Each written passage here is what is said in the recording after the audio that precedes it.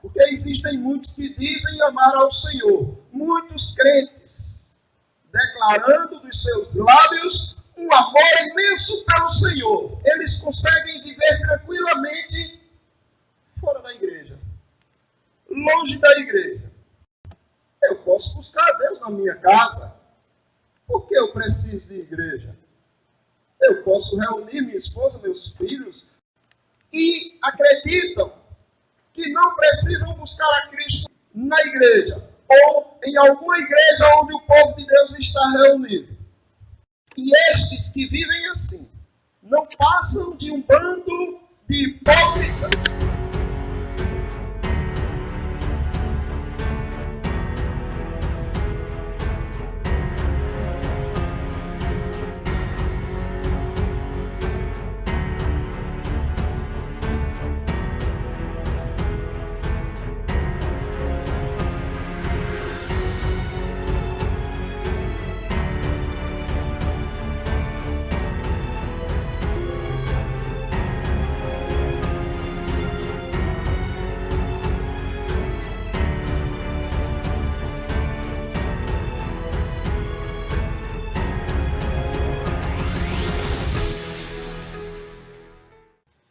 Salmos 69, do 6 ao 9. Assim diz a palavra de Deus, irmãos. Não sejam envergonhados por minha causa os que esperam em ti, ó Senhor, Deus dos exércitos. Nem por minha causa sofram vexames os que te buscam, ó Deus de Israel. Pois tenho suportado afrontas por amor de ti, e o rosto se me encobre de vexame. Tornei-me estranho aos meus irmãos, e desconhecidos aos filhos de minha mãe, pois o zelo da tua casa me consumiu, e as injúrias dos que te ultrajavam caíram sobre mim. O que é que você fez durante todo o ano? E o que você recebeu durante todo o ano? Você pode dizer que no ano que se passou, foi para você um ano de paz? Você pode dizer que o ano que se passou foi um ano de saúde e de prosperidade? Porque estas são as felicitações que geralmente são dadas nesse período. Que o ano que se inicia seja um ano de muita paz, saúde e prosperidade.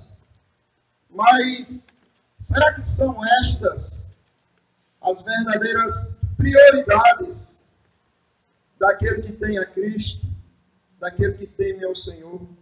Será que a prioridade do cristão é paz, saúde e prosperidade? Nada destas coisas devem ser a prioridade do cristão. Nenhuma destas coisas deve ser a prioridade. Os cristãos devem buscar sim, mas em segundo plano. Em primeiro plano, os cristãos devem buscar outras coisas que estão muito além e acima destas que o mundo tanto busca. Porque existem tesouros escondidos em Deus. Existem tesouros escondidos em Deus que Ele resolveu revelar e presentear o seu povo com estes tesouros. E são estes tesouros que devem ser buscados pelo povo de Deus. E o povo de Deus, em busca desse tesouro, deve esquecer da paz que o mundo tanto busca, da saúde que o mundo tanto preza e da prosperidade que o mundo tanto valoriza. Estes tesouros, meus irmãos, eles são encontrados apenas pelos que amam ao Senhor Jesus. Estes tesouros foram confiados apenas àqueles que de fato têm o Senhor Jesus Cristo em suas vidas. Mas estes que têm ao Senhor Jesus Cristo, eles se revelam através de comportamentos, através de atitudes. Como é que se conhece alguém que é possuidor dos tesouros de Deus? Através do comportamento dessas pessoas, através das atitudes dessas pessoas. Então, levanta-se a questão aqui para os irmãos: será que vocês estão tendo esse comportamento que revela os possuidores dos tesouros do Senhor? Será que vocês estão tendo essas atitudes que manifestam quem realmente é possuidor dos tesouros do Senhor? Meus irmãos, o salmo que nós lemos, ele está deixando claro quais são as prioridades do povo de Deus. O que é que o povo de Deus tem que se preocupar acima de tudo? E primeiramente, versículo 6 ao 9, que ele diz: não sejam envergonhados por minha causa os que esperam em ti, ó Senhor, Deus dos exércitos, nem por minha causa sofram vexame os que te buscam, ó Deus de Israel. Então observe que ele está aqui falando de uma convicção que ele tem a respeito de um povo. O povo que confia no Senhor, o povo que espera no Senhor. E ele está dizendo: olha, Senhor, que aconteça qualquer coisa com minha vida, eu não estou nem aí para o que aconteça com minha vida, mas que esse povo não seja envergonhado por minha causa, que esse povo não sofra vexame por minha causa. Ou seja, o que ele está dizendo é que ele preferiria morrer a ter que escandalizar um do povo que confia no Senhor. E depois ele diz no versículo 7: pois tenho suportado afrontas por amor de ti, e o rosto se me encobre de vexame. Então aqui ele está falando de outro tesouro. O tesouro dos escolhidos, o tesouro que são os escolhidos de Deus. E agora ele fala do tesouro que é o próprio Deus. Ele diz que ele suporta afrontas por amor do Senhor. Ele suporta vexames por amor do Senhor. E ele ainda diz que tem se tornado até como que estranho aos seus próprios irmãos. Tornei-me estranho a meus irmãos e desconhecido aos filhos da minha mãe. Então observe que acima da família estava para ele Deus. E se sua família não conseguisse compreender, porque ele priorizava tanto a Deus, porque ele valorizava tanto a Deus, porque ele tinha Deus acima de tudo e de todos, ainda que a família dele não compreendesse isso, ele não se importava. Ele preferia sentir-se estranho, um estranho no meio de sua família. Mas ele priorizava Deus, porque ele via Deus sendo o seu tesouro. E por fim, no versículo 9, ele diz assim: pois o zelo da tua casa me consumiu, e as injúrias dos que te ultrajavam caíram sobre mim. Então aqui agora ele está olhando para a igreja do Senhor, para o templo, para o culto, para esse momento aqui. Porque uma coisa é você se preocupar com os escolhidos, que representa a igreja do Senhor espalhada pelo mundo. Mas também existe um momento diferenciado, que é quando esse povo se junta para adorar o Senhor em culto, solene, juntos e unidos. Esse culto, essa reunião, para ele era um tesouro de Deus. E o salmista diz que o zelo pela casa do Senhor, pelo templo do Senhor, consumia ele. Ele não suportava ver escárnio ou desprezo diante da casa do Senhor. Então estes são os 3 tesouros que nós vamos ver nesta noite. O tesouro que são os escolhidos de Deus, o tesouro que é o próprio Deus, e o tesouro que é a igreja do Senhor, no sentido de culto, de adoração. Eu quero iniciar, óbvio, com o tesouro que é o próprio Deus, o tesouro que é o Senhor Jesus Cristo. Por amor de ti, tenho suportado afrontas. A confusão cobriu meu rosto. Tenho me tornado um estranho para com os meus irmãos e um desconhecido para com os filhos da minha mãe. Meus irmãos, o salmista aqui está dizendo que ele não queria a paz. Ele não queria a paz nem mesmo entre a sua família, se Cristo tivesse que ser sacrificado de sua vida. O que ele está dizendo aqui é que ele não quer saúde. Ele prefere ser um doente. Ele não quer saúde se Cristo tivesse que ser afrontado diante dos seus olhos. Ele não queria.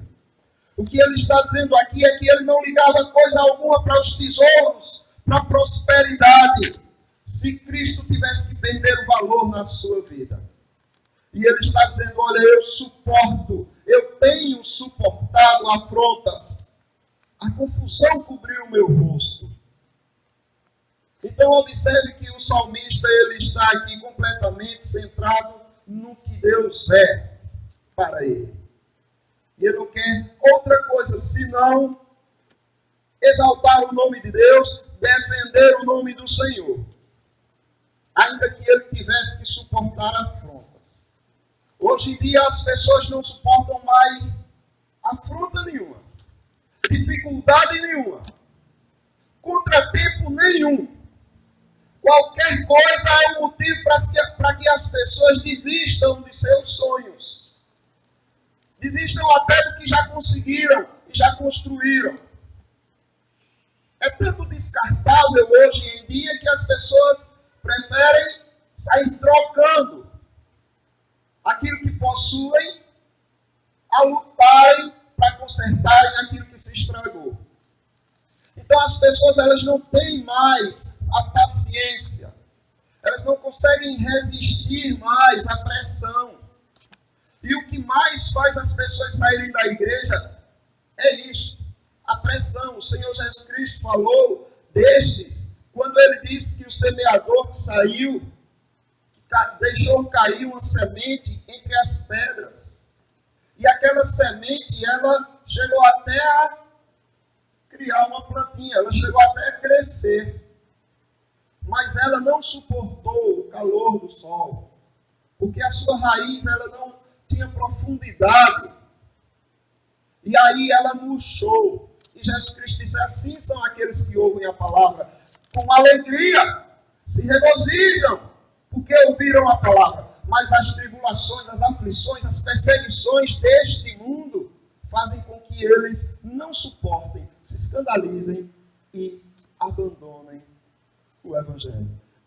Essa resistência do salmista é o que está precisando hoje em dia no povo. O salmista ele está claramente dizendo que tem suportado afrontas.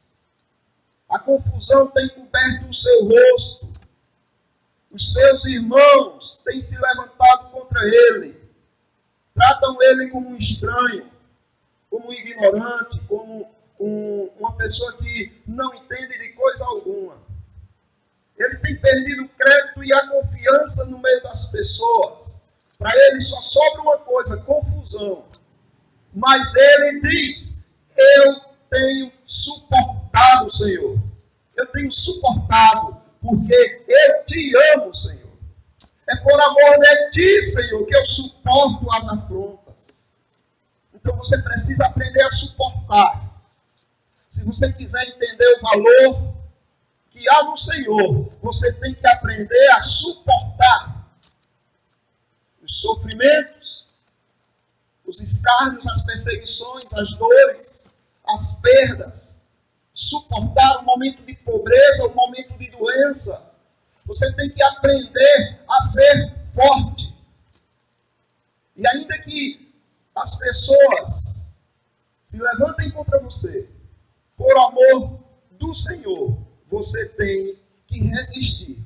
Então a resistência é uma característica do cristão. A resistência e o suportar é um comportamento do cristão. é uma atitude do cristão. O quanto você tem suportado, o quanto você tem perseverado naquilo que você sabe que honra ao Senhor. E quando as pessoas passam a te ridicularizar pelas coisas que você faz pelo Senhor, como você se comporta? Você fica constrangido? Você tem vontade de desistir? Quantas vezes você tem tido interesse de falar do Senhor para os seus amigos? Quantas vezes você tem sido um crente que proclama a sua fé no meio dos seus amigos, seja no trabalho, seja na escola, seja onde você estiver? Ou será que é vergonhoso para você? É vergonhoso para você? Então você não tem a marca daquele que recebeu o tesouro, que é o próprio Deus. Você não tem essa marca. Porque quem se envergonha de falar do Senhor, o próprio Senhor diz, se envergonhará dele diante do Pai Celestial. Suportar, meus irmãos. Suportar é a característica do povo de Deus. E eles suportam porque eles olham para Cristo. Eles veem que Cristo é digno de todo e qualquer sofrimento que eles possam passar. Moisés, ele deixou os tesouros do Egito por causa de Cristo, que era o seu tesouro. Em Hebreus, capítulo 11, do 24 ao 27, diz: pela fé, Moisés, sendo já grande, recusou ser chamado filho da filha de Faraó, escolhendo antes ser maltratado com o povo de Deus, do que, por um pouco de tempo, ter o gozo do pecado, tendo maiores riquezas o vitupério de Cristo do que os tesouros do Egito. Porque ele tinha em vista a recompensa. Pela fé deixou o Egito, não temendo a ira do rei, porque ficou firme como quem vendo o invisível. Sabe quem era esse invisível que ele estava como que vendo? O próprio Cristo. Foi por Jesus que Moisés deixou o Egito. Foi por Jesus que Moisés deu para trás com todo o tesouro e riqueza de Faraó. Foi por amor a Jesus que Moisés olhou para os tesouros de Faraó e disse: isso é lixo. Eu prefiro sofrer injúria, vergonha, infâmia e indignidade com o povo de Deus. Porque para mim o vitupério de Cristo supera em muito as riquezas do Egito. Então foi por Cristo que Moisés deixou o Egito, porque ele olhava e via aquele tesouro maravilhoso, o Senhor Jesus Cristo. E não só Moisés, como também Paulo e todos os profetas e apóstolos, eles olhavam para Cristo. Para Cristo. Não pensem que os galardões que eles tinham interesse eram o que eles iam possuir na glória. Não era isso o interesse deles. A preocupação máxima deles, a prioridade deles, era Cristo Jesus. Observe o que Paulo diz aos Filipenses, capítulo 3, 7 e 8. Mas o que para mim era ganho, reputei-o por perda, por Cristo. E, na verdade, tenho também por perda todas as coisas, pela excelência do conhecimento de Cristo Jesus, meu Senhor, pelo qual sofri a perda de todas estas coisas, e as considero como escória, para que possa ganhar a Cristo. Entendem, meus irmãos, qual é o tesouro do crente? Entendem qual é a prosperidade que o cristão busca? Se você, no ano que se passou, não tinha interesse nessa prosperidade, envergonhe-se, peçam perdão ao Senhor e, a partir de agora, procurem por esta prosperidade. A prosperidade de ter a Cristo, a riqueza de ter a Cristo como prioridade na sua vida. E vocês passarão a entender as demais outras riquezas. Conhecendo que Cristo é sua riqueza, você vai conhecer qual é a riqueza de Cristo. Você tem uma riqueza. E foi dada a você pelo Pai. É o Senhor Jesus Cristo.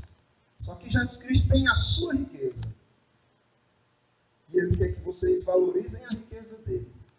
E a riqueza dele é esta que nós lemos no Salmo. Não sejam envergonhados por minha causa aqueles que esperam em ti, ó Senhor, Deus dos exércitos. Não sejam confundidos por minha causa aqueles que te buscam, ó Deus de Israel. Meus irmãos, o salmista aqui, ele está olhando para os escolhidos do Senhor. Para aqueles pequeninos que amam e confiam no Senhor. E ele está tremendo de medo. Porque ele olha para os escolhidos e ele diz assim, aí está o tesouro do Senhor. Aí está a porção do Senhor. O prazer do Senhor está diante de mim, diante dos meus olhos. A riqueza de Cristo está diante de mim.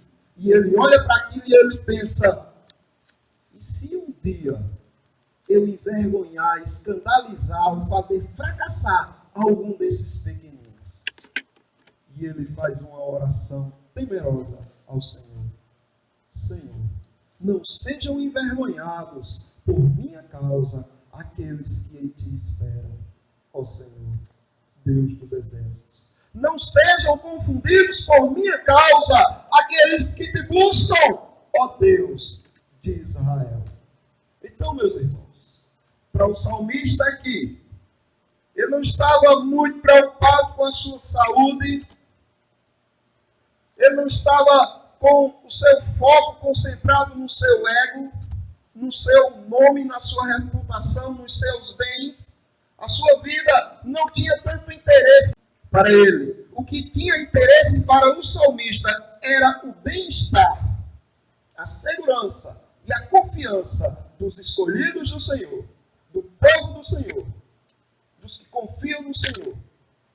Era o bem deles que o salmista queria, e era por esse bem que o salmista orava e trabalhava.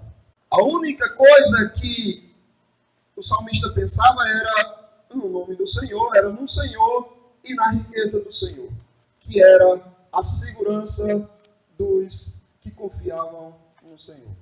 E a oração dele era para que o Senhor o poupasse de ser uma tragédia no meio do povo do Senhor. Que o Senhor tivesse misericórdia dele e não deixasse que ele fosse um escândalo. Ou seja, o que ele estava pedindo era isso. Senhor, mata-me antes que eu confunda algum dos teus pequeninos. Antes que eu envergonhe alguns daqueles que confiam em ti. Mata-me, Senhor. Não permitas, Senhor, que este verme sirva de tropeço para o teu tesouro, para a tua porção. Ele vivia apavorado com essa possibilidade de ser objeto de vergonha para os que confiam no Senhor. E o salmo que nós lemos, do capítulo 106, versículo 5, ele é muito bonito. Ele fala disso. O versículo 4 e 5 diz assim: lembra-te de mim, Senhor, segundo a tua bondade, para com o teu povo. Visita-me com a tua salvação, para que eu veja a prosperidade dos teus escolhidos, e me alegre com a alegria do teu povo, e me regozije com a tua herança. Percebem que coisa extraordinária o salmista está fazendo aqui? Ele está pedindo salvação, ele está pedindo proteção, cuidado, que o Senhor o livre do mal, que o Senhor o guarde, que o Senhor cuide dele, por causa de uma coisa. Por causa dos escolhidos do Senhor. Que ele quer sentir o regozijo e a alegria de ver a prosperidade, o crescimento, a firmeza dos escolhidos do Senhor. Ele diz, para que eu veja, Senhor, a prosperidade dos teus escolhidos. Para que eu me alegre com eles.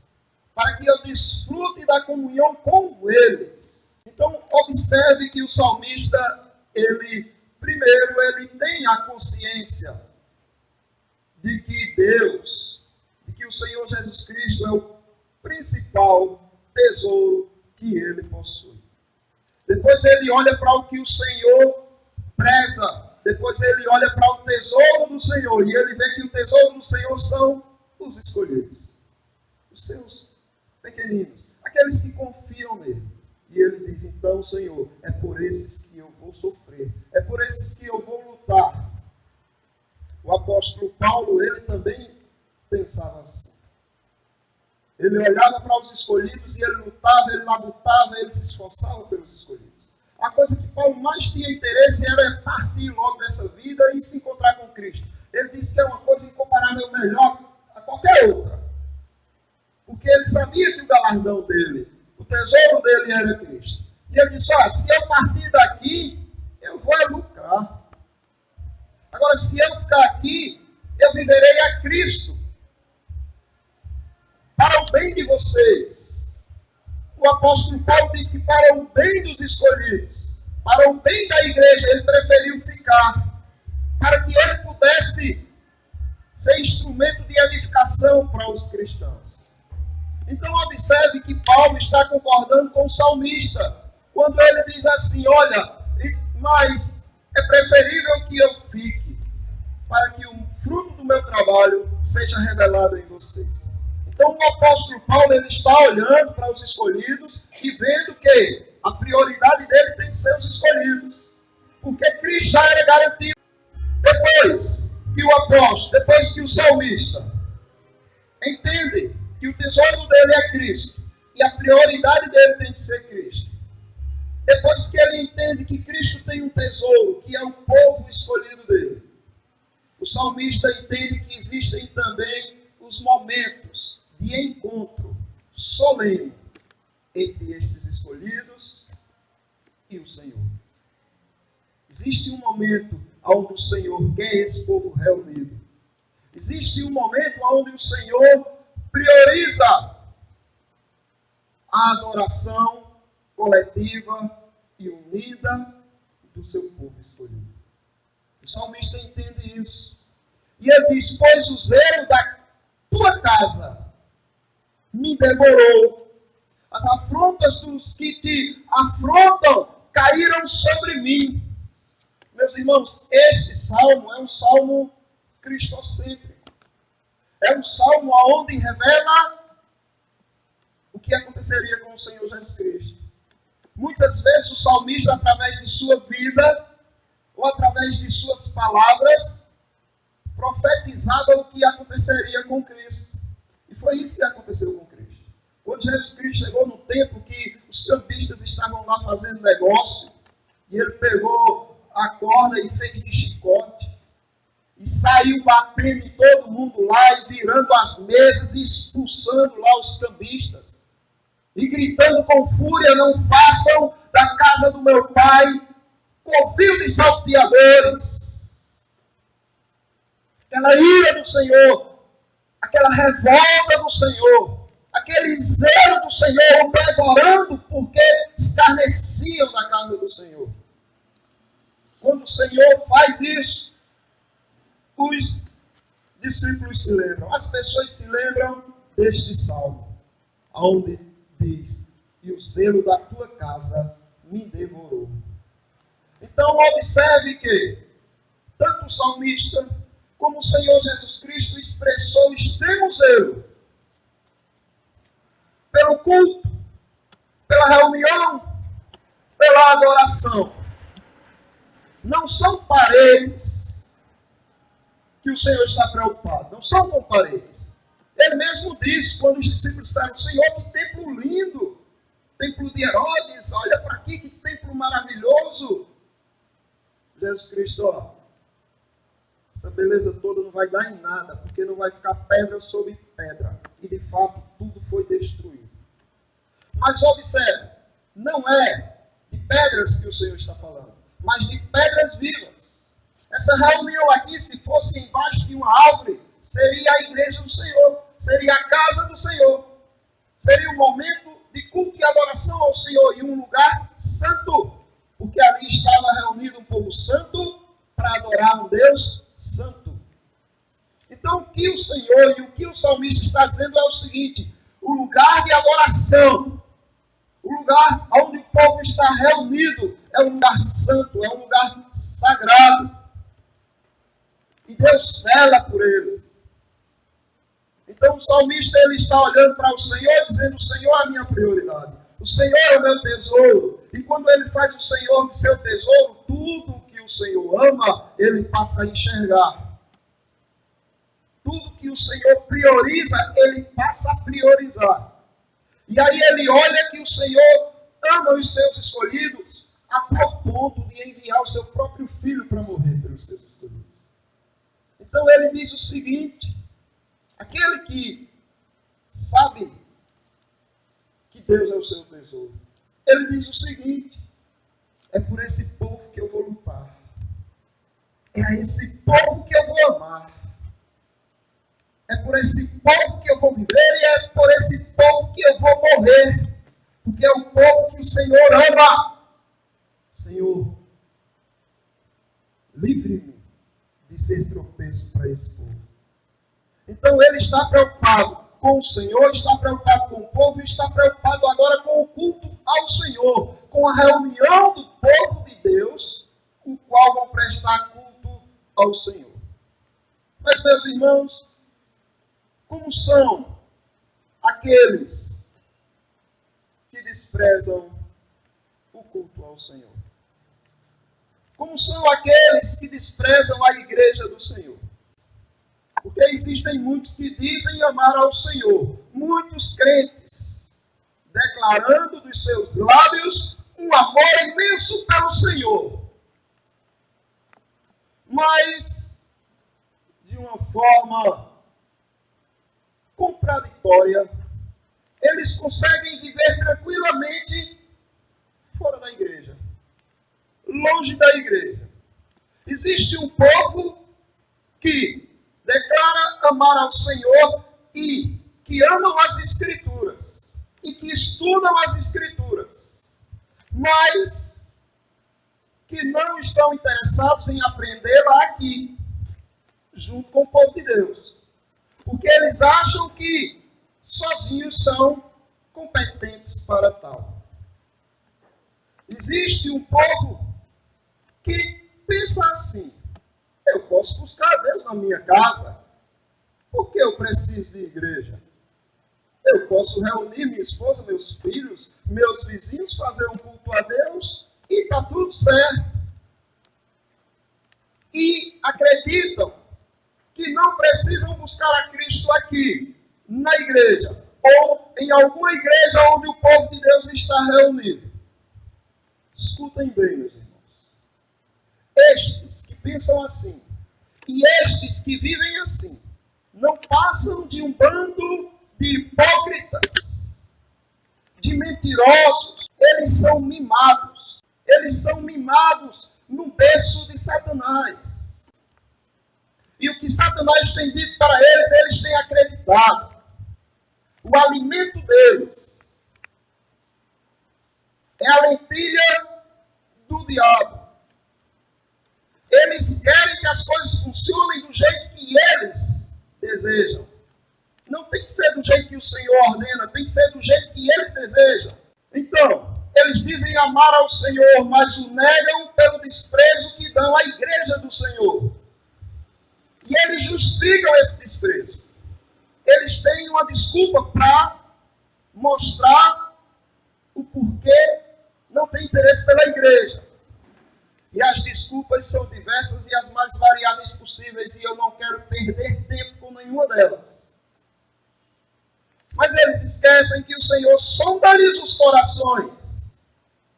Eles esquecem que o Senhor olha para dentro do coração deles e vê em cada um o quanto de esforço eles têm dedicado para se reunirem junto com o povo de Deus. Mas eles ainda pousam de teólogos quando eles dizem que a igreja são as pessoas. A igreja não são os templos. Então que não se precisa de templo, de igreja. Porque a igreja são eles. Mas eles não percebem que, desprezando o templo, eles desprezam também a igreja do Senhor. Eles desprezam a reunião do povo de Deus. Eles desprezam o ajuntamento solene. As desculpas, as justificativas, elas não enganarão ao Senhor. Os crentes da Epístola aos Hebreus, os crentes hebreus, eles sofriam dois tipos de perseguição. Aqueles que se converteram ao Senhor Jesus Cristo. Eles sofriam a perseguição de Roma e eles sofriam a perseguição dos próprios judaizantes. Então eles sofriam pressão de todos os lados. E o que estava acontecendo com eles era uma pressão extremamente dura e difícil. O escritor aos Hebreus relata que eles estavam tendo os seus bens espoliados. Eles estavam tendo os seus bens roubados por causa da grande perseguição. Mas eles não negavam a fé. Eles iam dormir nas calçadas. Perdiam tudo, mas não negavam a fé. Eles eram feridos, escoteados, maltratados. Perdiam membros do corpo, mas não perdiam a sua fé. Não perdiam a sua segurança no Senhor Jesus Cristo. Você chegasse para eles e dissesse, olha, cadê tua paz? Ele ia dizer, minha paz é Cristo. Porque eles não tinham paz, eles estavam em guerra contra o mundo e o mundo contra eles. E se você dissesse, olha, cadê a tua saúde? Eles iam dizer, só tenho essa carcaça aqui, que quase não consegue se movimentar. Cadê os teus bens, as tuas prosperidades? A tua prosperidade onde está? Levaram tudo. Então observe que para eles, o que os fazia resistir era o fato deles entenderem que Cristo era o seu tesouro. O que fazia com que eles resistissem e suportassem tanta dor era o fato deles entenderem que a igreja tinha valor. E o escritor aos Hebreus, ele escreve justamente para instigar isso, meus irmãos. E ele diz, olha, não deixemos de congregar, como é costume de alguns, antes façamos admoestações. Ou seja, vamos admoestar uns aos outros para a gente se reanimar e a gente entender o tesouro de Cristo. Porque se você diz que entende o tesouro, que o seu tesouro é Cristo, se isso é verdade, se você proclama isso com segurança, Cristo é o meu tesouro, então você é conhecedor dos tesouros de Cristo. E você vai saber que os tesouros de Cristo dizem respeito ao rebanho dele, às ovelhas dele, aos escolhidos dele, e você vai valorizá-los. Jesus Cristo disse isso para Pedro. Quando ele pergunta, Pedro, tu me amas? Pedro, sim, Senhor, eu te amo. E o Senhor diz, pois apacenta as minhas ovelhas. E 3 vezes o Senhor repete, apacenta os meus cordeirinhos, apacenta as minhas ovelhas.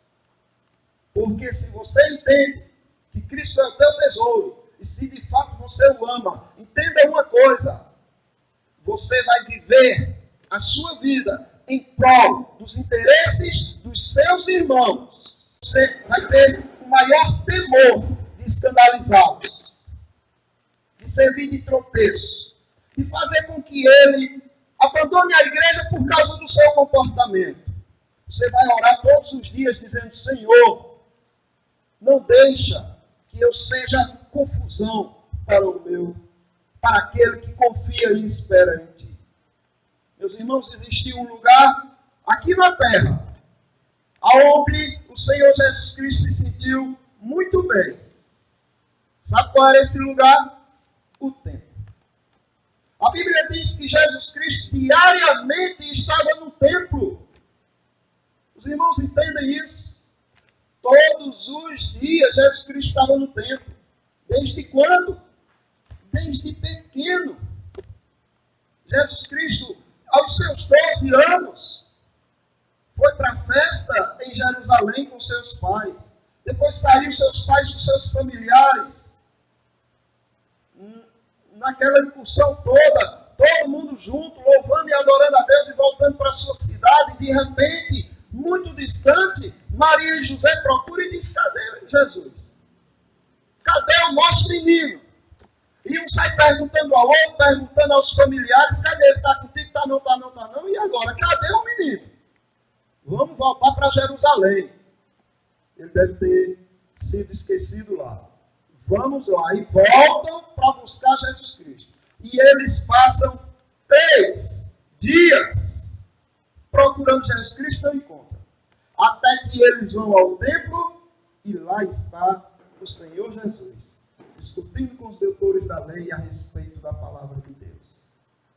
E quando Maria diz, mas meu filho, que é isso que você fez conosco?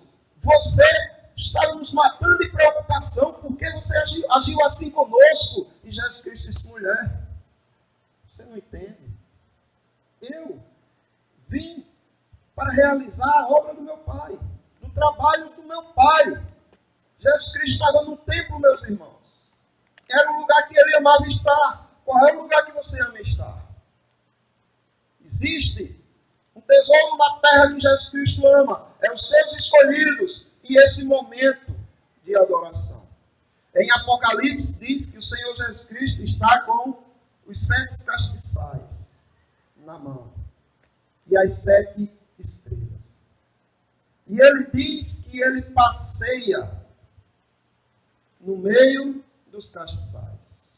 O Senhor Jesus Cristo diz que os 7 castiçais são as 7 igrejas. O que isso significa? Que Jesus Cristo ama passear no meio da sua igreja. Ele ama olhar para aqueles que entendem o valor do tesouro que ele possui, que é o momento de ajuntamento solene, que é o momento de adoração solene do povo de Deus com ele. Então ele passeia no meio da igreja. E tem um povo que nem sempre pode estar aqui na igreja, mas que deve ser cuidado, lembrado e zelado por cada um de nós, que são aqueles que confiam e esperam no Senhor. Então, para terminar, eu quero ler mais uma vez o Salmo com os irmãos. Não sejam envergonhados por minha causa os que esperam em ti, ó Senhor, Deus dos exércitos. Nem por minha causa sofram vexames os que te buscam, ó Deus de Israel. Pois tenho suportado afrontas por amor de ti, e o rosto se me encobre de vexame. Tornei-me estranho para os meus irmãos e desconhecido aos filhos da minha mãe, pois o zelo da tua casa me consumiu, e as injúrias dos que te ultrajavam caem sobre mim. Se você de fato tem a Cristo como seu tesouro, você terá como seu tesouro também o tesouro de Cristo, que são os escolhidos dele, e consequentemente a adoração desses escolhidos a ele. Estes são os tesouros de Cristo. Espero que sejam os teus tesouros. Se existe um crente que não entende o valor da igreja, desse momento que nós estamos vivendo aqui, se existe um crente que não entende o valor de tudo isso, de todo esse tesouro, esse crente está em sérios problemas. Não é alguém que você pode confiar tranquilamente. O apóstolo Paulo, ele disse que nós não tínhamos como nos apartar dos incrédulos desse mundo, dos impuros deste mundo, porque assim a gente teria que sair do mundo, pois nós temos contato com muitos deles. Mas ele diz que nós devemos nos apartar daqueles que se dizem irmãos, mas vivem como imundos. E viver como imundo é se apartar da igreja do Senhor, da casa do Senhor. Pois o zelo da tua casa me devorou, e as afrontas dos que te afrontaram caíram sobre mim. Afrontou a igreja, afrontou ao culto, desprezou ao culto, tem desprezado o meu Senhor, tem desprezado o tesouro do meu Senhor. Então, você não tem o direito de tratar essas pessoas como se elas estivessem de bem com o Senhor. Para o bem delas mesmas, vocês têm que se apartar dessas pessoas. Que Deus abençoe, meus irmãos. Vamos virar o ano, que já são meia-noite, louvando a Deus. Não deixe de se inscrever no nosso canal. Não deixe de curtir e compartilhar. Ajude combatendo o avanço do mal, lutando se informando, resistindo e compartilhando conhecimento.